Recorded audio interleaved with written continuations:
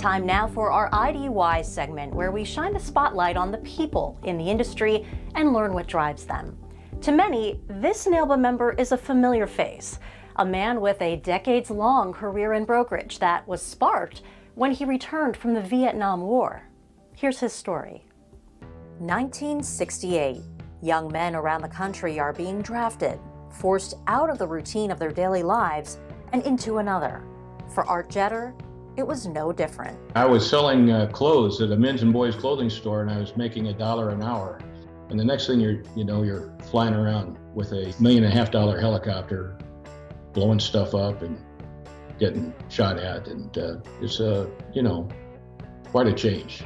Trained as a Cobra helicopter gunship pilot, Art fought in Vietnam with a select group of only a few dozen. Those pilots all became dear friends of mine, and those that are still left are still dear friends of mine, and we stay in fairly good, close contact. Art returned home in December of 1971. Just several months later, 8 of the 32 pilots with whom he served tragically died in combat.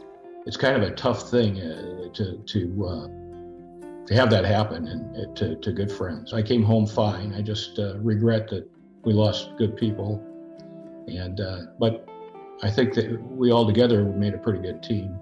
And it was the fresh reminder of his teammates that helped Art when it came time to decide on a career path after the war, which was, of course, insurance. A primer on the benefits of owning a policy, an interview with a recruiter, and Art was hooked. And I thought, somebody should have told us that when we were in Vietnam. We all would have bought these great big policies. And then he told me how much it cost, and I thought, why doesn't everybody do this? He's been in the business ever since. What would you say it is that drives you to work in this field every day? Yeah, I love what we do. I think we're just wonderfully blessed. Being able to affect so many lives in a positive way makes me feel like I'm accomplishing something wonderful. Just one of the reasons Art's been a staunch supporter of NAILBA almost since the beginning.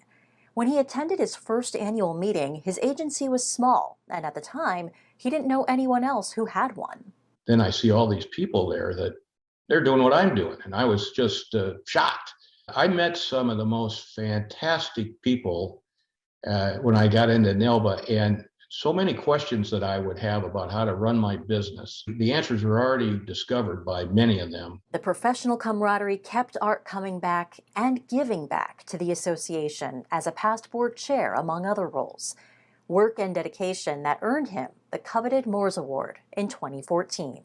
I think if somebody's going to give you an award like the Moores Award, make sure Ray Phillips is the guy that introduces you. I thought, yeah, I got goosebumps listening to Ray talk about me. And in concert with the growth of his agency, so too grew his commitment to giving back and serving this industry.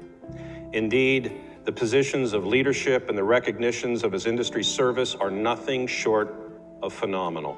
Service to country, colleagues, and his own clients.